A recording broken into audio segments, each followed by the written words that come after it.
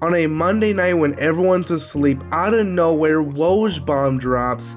James Harden is being sent from the 76ers to the Los Angeles Clippers after weeks and weeks and weeks of this being rumored. It has finally happened, and for about like 30 minutes, Woj was not dropping the details. I was like, who's in this trade? What is going on? And we finally got the details, and here we go. So the Clippers are getting James Harden, PJ Tucker, Philip Petrusev, I don't know who that is, I apologize, and the Sixers are getting in return for those guys Marcus Morris, Nicholas Batum, Robert Covington, KJ Martin, a 2028 unprotected first round pick, which I think is actually a huge and a very great pick, 2 second round picks, and a pick swap. And apparently the Clippers are also routing the 76ers an additional future first round pick from a third team that is still unspecified who it's from. So they're getting another first round pick, the Sixers are, and I don't know where it's from, so I'm not going to say how good of a pick that is.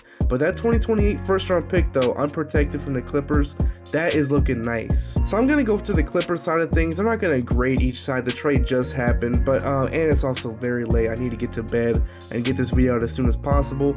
So for the Clippers, getting James Harden, pairing him up with Kawhi and Paul George, who are arguably the best front court defending duo in the league. That is just a perfect match on paper with James Harden, who of course James Harden is an offensive powerhouse, and also Russell Westbrook and him are teaming up when they were back in Houston in like 2019 and 2020. They're teaming back up just a couple years later on the Los Angeles Clippers, both where they're from, and Westbrook's look good. Obviously, he had a great playoff run last year with the Clippers, and James Harden has looked, pretty decent. Of course, not Rockets James Harden or anything, but James Harden is definitely a very good player still. Do not sleep on James Harden. I know he's not what he was before. He's still good, but the only thing about this deal for the Clippers, and it's all going to depend on this, is if he's going to re-sign with them. I think so. This is James Harden's hometown. It kind of seems like this is where he's been wanting to go. And Los Angeles, I mean, James Harden, you know how he is with his nightlife and how he is off the court. This is Los Angeles he's about to be in. This seems like a dream spot for him. This or Houston seems like a dream spot for him. And James Harden seems to be where he wants to be. And he's also on a really good team on top of that with Kawhi, Paul George, Ty Lue as a head coach. Like, this seems like a really good fit for James Harden. Now, on paper, things seem well. That's kind of how it always seems like with James Harden. Everything seems to be good on paper, and then it starts to tumble and tumble and crumble when it actually gets to on court or even off the court. So hopefully things work out. But James Harden, like I said, it's all going to depend on if he wants to re-sign, because as of right now, he only has 1 year left on this deal, and he's going to be an unrestricted free agent directly after this season. So it's going to be tough if he doesn't want to re-sign, and this kind of seems like just a rental moment for the Clippers, or they're just going to rent out James Harden for the season. But I don't think that's how it's going to work out. I do think James Harden does want to be here, but I will say, though, if he doesn't, or if he does and it just doesn't work out, this might end up being a pretty bad trade for the Los Angeles Clippers, because so far they've looked pretty decent in the regular season. They've gone 2-1. Kawhi and Paul George just look great. Norman Powell has looked good. Russ has looked good. Bones Highland is showing some flashes. Like, this team looks good. Like, they're not just some pushover team. Kawhi and Paul George are actually playing as well, which is a good sign. If James Harden comes in here and just completely becomes like a cancer in the locker room or something and messes everything up, like it's kind of shown a little bit, I don't know for sure, but it's kind of shown a pattern with teams he's been on recently, this might be a bad trade if we look back on it in the future. Hopefully not, though, especially with that 2028 first round pick. That is like right at the time when Kawhi and Paul George will probably be gone, and that era will probably be over in Los Angeles, and that'll probably be a moment when the Clippers will be bad and they're not going to have their first round pick. That can be really bad if we look back on things, if they don't end up getting that ring. And also they get PJ Tucker in this deal, who is of course always has been a very solid role player, does what he's asked to do, go out there, play defense, hit corner threes, and of course get up right in the jerseys of the opposing team's best player and everything and talk smack. That's what PJ Tucker does, and he's going to do that with Los Angeles. And also in this deal, the fact that the Clippers were able to keep both Terrence Mann and Norman Powell is mind-blowing to me. I feel like Norman Powell would have been a perfect piece to put into that 76ers offense. I mean, Embiid and Tyrese Maxey, both of them having a shooter like Norman Powell on their team. And also, Norman Powell can also, get his own bucket and everything. I felt like he would have been great for them. But they unfortunately were not able to get him. And Terrence Mann, just a young player who the Clippers deemed to be untouchable, which I don't believe is true.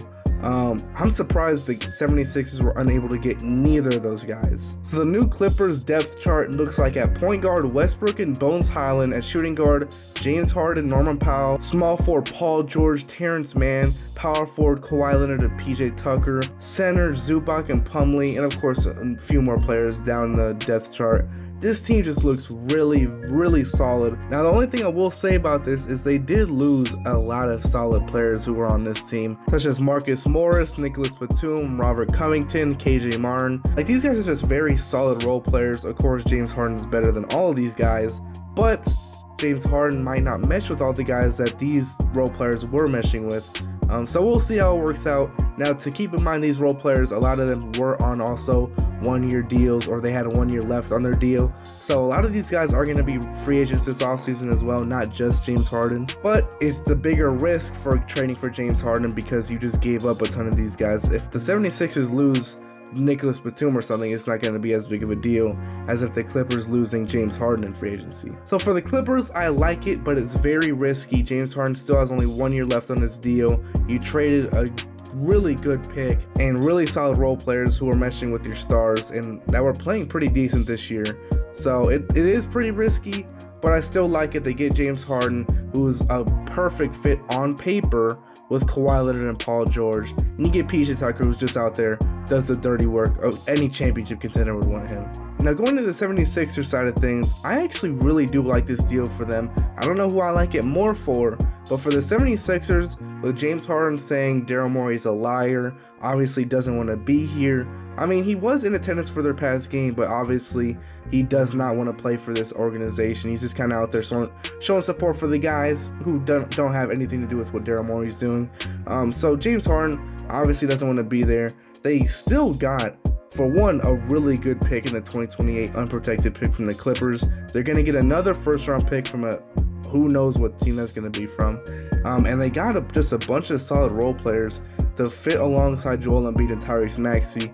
And I think the reason why this deal went on just a couple days into the NBA season is the 76ers front office saw how great Tyrese Maxey has been. He just won Eastern Conference Player of the Week, the first week at NBA coming back.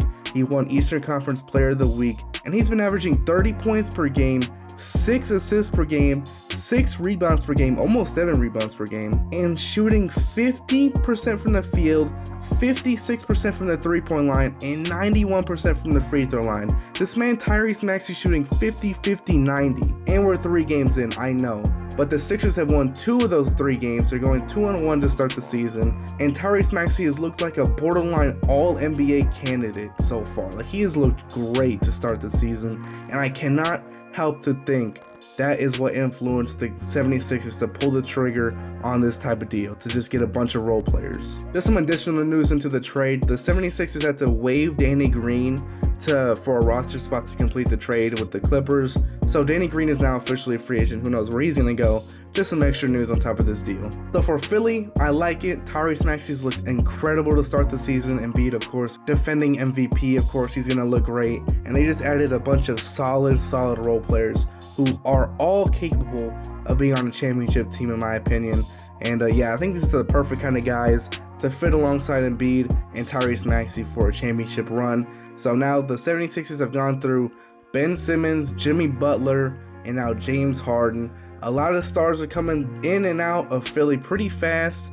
Who knows whose fault it is at this point, but right now their main goal is winning the championship, and I think this roster definitely has a skill set too, especially getting all this trade drama out of the way and just looking forward to the rest of the season with all these new guys. And for the Clippers, I like this deal just a little bit less just because of James Harden's reputation with teams. We don't know how he's going to fit because multiple times James Harden's been going to a new team. It's reported that he's super happy to be here. He loves the place. He wants to stay here for his whole career or something. And eventually he requests a trade. So I don't know how it's going to work. I hope that doesn't happen. There's just that risk with James Harden being traded to your team, and especially when you're trading a good pick and role players who fit with your guys.